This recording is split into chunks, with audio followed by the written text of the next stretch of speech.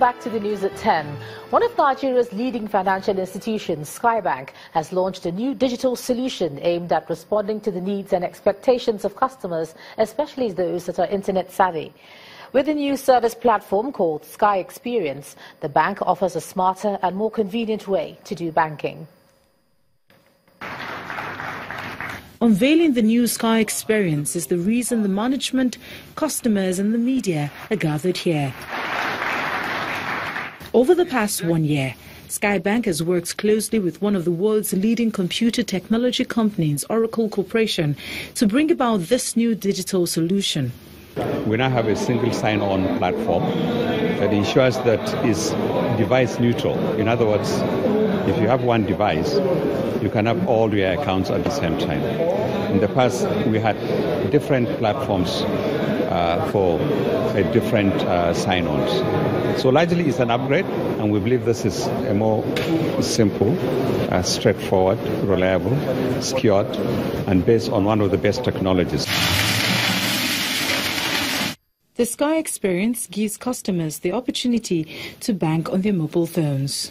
The unique features of the digital solution are immense, especially its overriding benefit of providing for the customer an omni-channel experience and seamless navigation for our valued customers who need to pay school fees from their home or office, to our SME customers and who need to make instant payments, to suppliers and vendors in distant cities.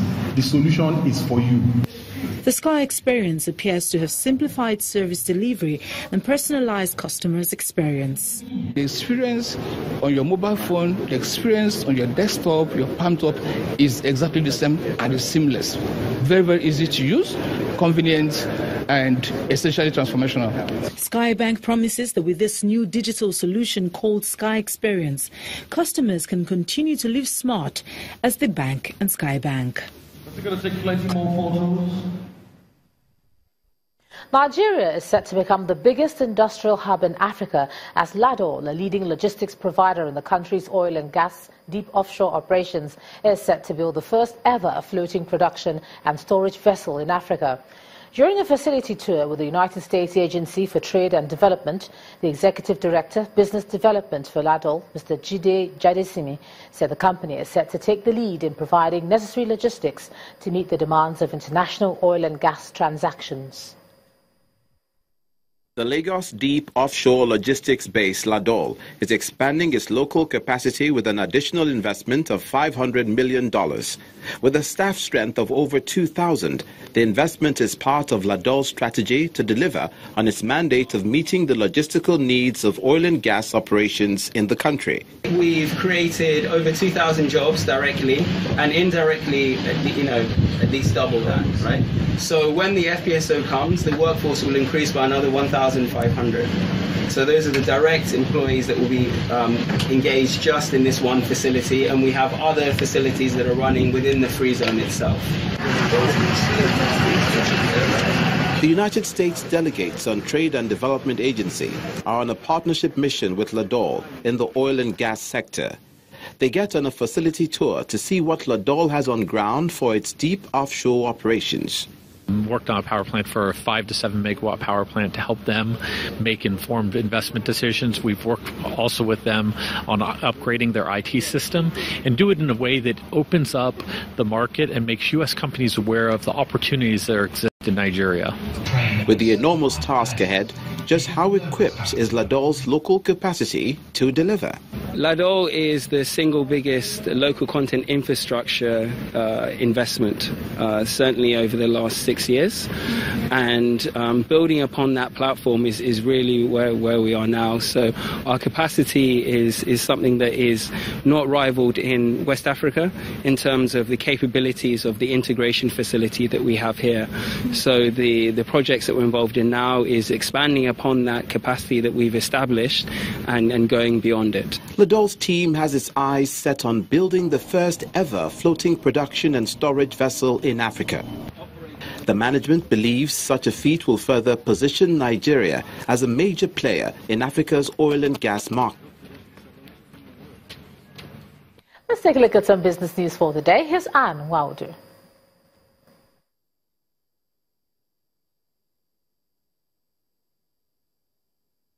You first. First Bank. Thanks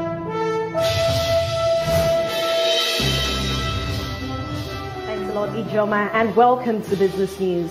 The chairman of the Federal Inland Revenue Service, Mr. Babatunde Fowler, has vowed that no one will be spared punishment for tax evasion after the amnesty period was declared by the federal government. He said this at a meeting in Abuja with members of the Joint Tax Board. Zenith Bank says it has made 30% loan provision to 9 Mobile. That's Nigeria's 4th largest telecoms group, formerly known as Etisalat Nigeria. According to the bank's chief executive officer, Mr. Peter Amangbo, the loan provision is to enable the telecoms company prepare for new investors as it undergoes restructuring.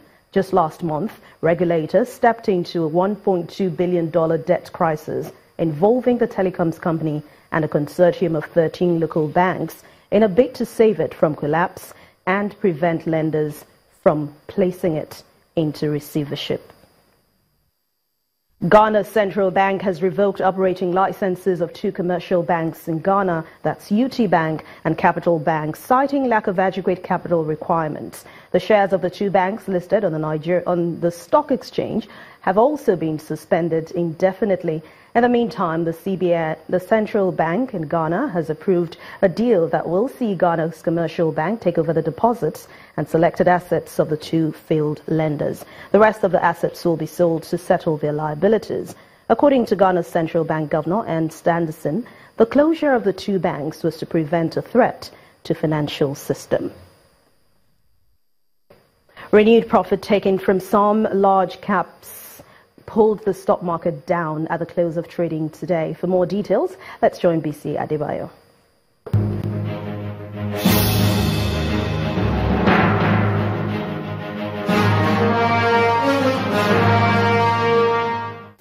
The third trading week of August started with a negative close across major indicators on the local stock market, including the all-share index on market capitalization, on price losses from bellwether stocks, including Dangote Cement and GT Bank. Despite a 0.25% positive show by the consumer goods sector, it was no match for the significant declines from the other 4 main sectors. Profit taking from 27 losers was led mostly by CNI Leasing, Total and Medview Airline, against gains recorded by Fitson Healthcare and 17 others. However, appetite for stocks remains unabated as 316.12 million shares changed hands in 4,113 transactions worth over 4.22 billion naira. The most actively traded stocks for Monday are the shares of financial giants Access, GT Bank and FBNH. And that's the stock market report. I am BC Adebayo.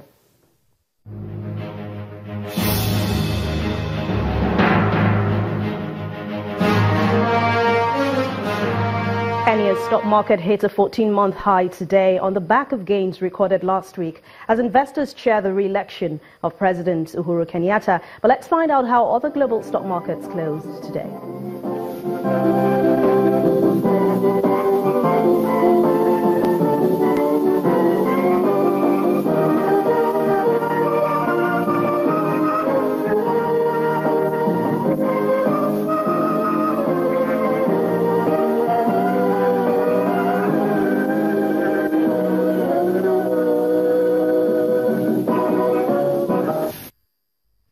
Thanks for watching Business News Tonight. I'm Anne Nwaodo. The rest of the news at 10 continues with Ijoma.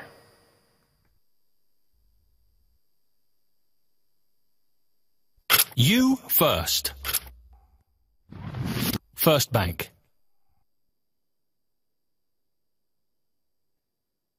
Thanks a lot, Anne. The Lagos State Police Command has paraded 30 people linked to the case of the burning of some suspected kidnappers in the state. The State Commissioner of Police, Fatai Owusheni, has described that kind of jungle justice by members of the public as unacceptable. Our correspondent, Ini John Nekwa, reports. Residents of Ijayo Jokoro along Lagos-Abeokuta Road delivering what they call justice by burning a suspected kidnapper to death on the 8th of August 2017. 3 days later, a similar scenario was replayed in Ilezik bus stop along the same area.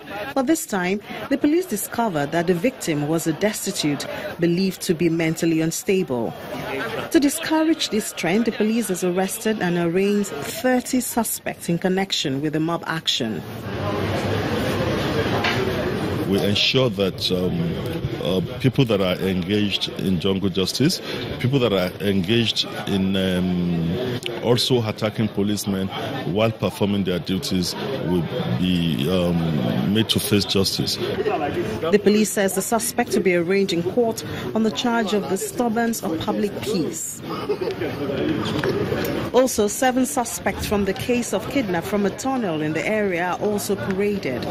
Findings had shown that they will be able to successfully prosecute them for attempts to commit some felonies and, of course, going around with criminal charms. The police has also taken some clean house actions. 2 policemen have been arrested for prying into mobile phone of members of the public and extortion of money. 2 others for attempted murder in the course of illegal duty, and another set of 2 officers suspected of defilement. There is no other institution of government that has the mechanism for cleaning its system as the police. The police is asking members of the public to report issues of misconduct by officers as well as desist from taking laws into their hands. Ini John Mekwa reporting for Channels Television News. Still ahead on the news at 10, Rafa Nadal looks certain to become the new world tennis #1 player following Roger Federer's withdrawal from the Cincinnati Masters. That's on sports. Do join us again.